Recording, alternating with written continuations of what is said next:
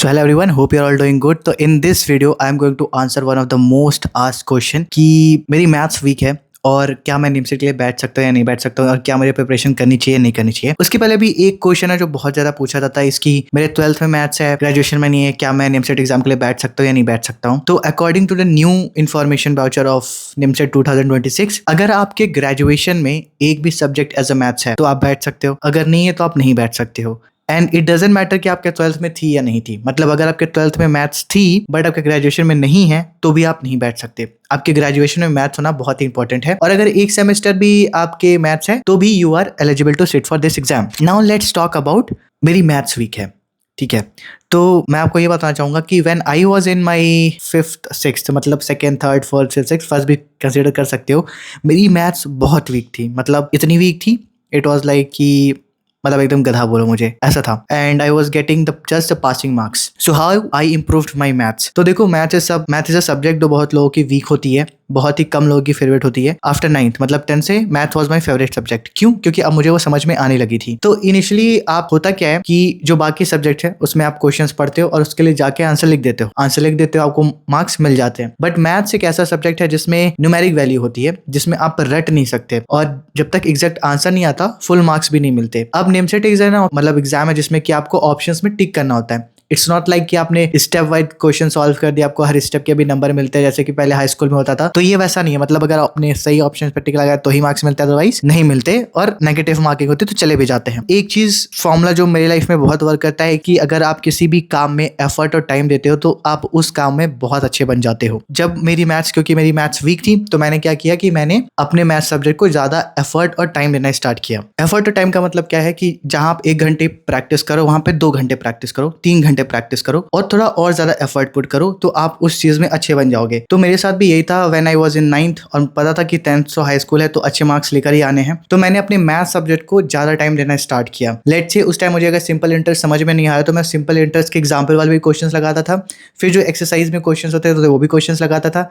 किसी क्वेश्चन में फंसता था तो मैं उसको 3-4 बार करता था जब तक कि उस क्वेश्चन को मैं परफेक्टली पूरा सॉल्व ना कर सकूं। तो अगर जब भी मेरा आंसर गलत आता या किसी भी स्टेप में मैं फंस जाता था तो फिर मैं सॉल्यूशन देखता था, क्योंकि एग्जाम्पल्स में आपके सॉल्यूशंस भी होते हैं। तो मैं देखता था कि उस टाइम उस स्टेप पे क्या हुआ था, देखने के बाद बुक बंद करता था और मैं फिर से खुद से सॉल्व करना स्टार्ट करता था। ऐसे कई क्वेश्चंस हैं जिनको मैंने 10 बार सॉल्व किया है। एंड बिलीव मी 10th में मेरे 90+ मार्क्स थे मैथ्स में। इट्स बिकॉज क्योंकि मैंने उस सब्जेक्ट में अपना टाइम और एफर्ट दिया था। तो मेहनत करनी पड़ेगी तो आप उस चीज में परफेक्ट भी हो जाओगे और वो जो चीज आपको भी वीक लगती है वो स्ट्रांग भी लगने लगेगी। दूसरी चीज जो मुझे हेल्प करती है मैथ्स को समझने में, कि एग्जाम की बात नहीं कर रहा बट जब आप प्रिपरेशन करते हो तो आपको सॉल्यूशन पता है, ठीक है, कि ये सॉल्यूशन है, या फिर ऑप्शंस में भी आपको देखते हैं ना कि ऑप्शन ये बी सी डी है। तो मैं हमेशा क्वेश्चन को बैक ट्रैक करता था कि अगर मुझे ये आंसर चाहिए तो इसके पीछे वाले स्टेप क्या हो सकते हैं।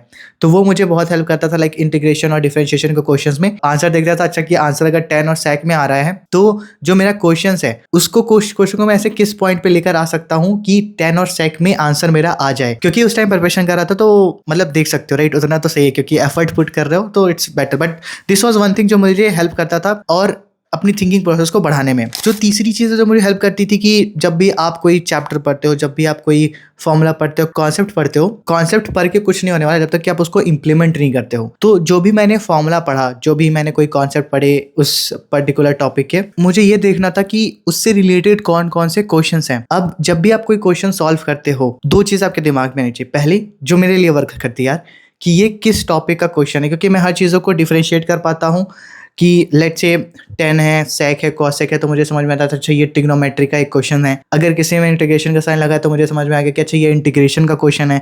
तो मैं अपने दिमाग को सबकॉन्शियस माइंड में देखता हूँ कि मेरे पास इंटीग्रेशन वाले कौन कौन से फॉर्मूले, कौन कौन से कॉन्सेप्ट्स हैं, मैं कौन सा यहाँ पे यूज कर सकता हूँ। तो वो मेरे लिए वर्क करता था कि ये समझ लो कि वो जो क्वेश्चन है पर्टिकुलर वो किस टॉपिक का है, फिर उस टॉपिक में मैंने क्या क्या पढ़ा है उन चीज़ों को मैं सबकॉन्शियसली याद करने की कोशिश करता हूँ। क्योंकि जब आप प्रैक्टिस करते हो ठीक है, बट एग्जाम में आपके सबकॉन्शियस में कौन कौन से टॉपिक और कॉन्सेप्ट स्टोर है, दैट इज समथिंग जो वर्क करती है। तो this is what I do. मैं सारे फॉर्मूले, सारे कॉन्सेप्ट जब भी क्वेश्चन सॉल्व करता हूँ उनको याद करने की कोशिश करता हूँ। एंड वंस जब आप प्रैक्टिस करते हो, जब आप पढ़ रहे हो, तो कॉन्सेप्ट्स पढ़ रहे हो, तो ट्राई करो कि हर फॉर्मूला को पूरा फुली तरीके से साइड में लिखो। उससे ये होता है कि आपके फॉर्मूले रिवाइज हो जाते हैं, आपका सबकॉन्शियस माइंड ज्यादा स्टोर करने लगता है। अब एक चीज और बात कर लेते हैं कि किसी की मैथ्स अच्छी है, किसी की वीक है। तो नेमसेट के प्रिपरेशन यार लोग 1 साल के लिए भी करते हैं और 2 साल के लिए भी करते हैं। अगर आपको लगता है कि आपके बहुत ही वीक है, मतलब एकदम नील है, कुछ भी नहीं आता आपको, फैक्टराइजेशन निकालने भी नहीं आता, एलसीएम एचसीएफ भी नहीं निकालने आता, आपको स्क्वायर रूट और क्यूब रूट क्या होता है ये भी नहीं पता है, तो आप 2 साल की प्रिपरेशन करो। अगर आप बीसीए सेकंड ईयर में हो या अपने ग्रेजुएशन के सेकंड ईयर में हो, तो आप अभी से प्रिपरेशन स्टार्ट कर दो, ताकि एक ईयर आपके बेसिक कॉन्सेप्ट्स क्लियर हो जाएंगे और सेकंड ईयर में आप एडवांस मैथमेटिक्स पढ़ोगे, जो आपके एग्जाम में क्वेश्चन पूछे जाएंगे निमसेट में। आपके लिए 2 साल एनफ होगा। और जिनकी लगता है कि भाई मेरी मैथ्स अच्छी है, मुझे ऐसा कोई प्रिपरेशन की जरूरत नहीं है, मुझे बेसिक्स बहुत अच्छे से आते हैं, उनके लिए 1 year is also enough. So this is all about कि अगर आपकी मैथ्स वीक है तो कैसे आप इंप्रूव कर सकते हो। There is a very simple formula. और जब आप मैथ्स को एक्चुअली, मुझे मैथ्स इसलिए पसंद है क्योंकि उसमें रटना नहीं होता है। मुझे हिस्ट्री ज्योग्राफी बिल्कुल भी पसंद नहीं थी, क्योंकि वो उसमें रटना होता था कि ये वाला स्टेट ये है, ये इधर है। बट मैथ्स मुझे इसीलिए पसंद है क्योंकि आप एक प्रॉब्लम एक तरीके से पढ़ते हो, फिर ट्राई करते हो कि इसका सॉल्यूशन कैसे आएगा, and there is the place where the magic begins. जैसे कि सिंपल इंटरेस्ट, कंपाउंड इंटरेस्ट, कि आप पैसे लगा रहे हो, कुछ साल बाद बढ़ रहे हैं और कितना बढ़ के पैसा हो जाएगा, वो मुझे बहुत इंटरेस्टिंग सा लगता था, क्योंकि मैं उसको अपने रियल लाइफ में भी समझ सकता था, रियल लाइफ से रिलेट कर सकता था। जब ऐसे पढ़ना स्टार्ट करोगे तो आपको वो मैथ्स भी ईजी लगने लगेगी। So this is all about कि आप अपने लिए मैथ्स कैसे प्रिपेयर कर सकते हो। इफ देयर इज एनीथिंग जो आपको बहुत हेल्प करी, तो आप मुझे जरूर बताना। And also if you have any questions related to NIMSET or any career advice you need, just write in the comment and I'll try to answer it. तब तक के लिए bye bye, take care and keep smiling.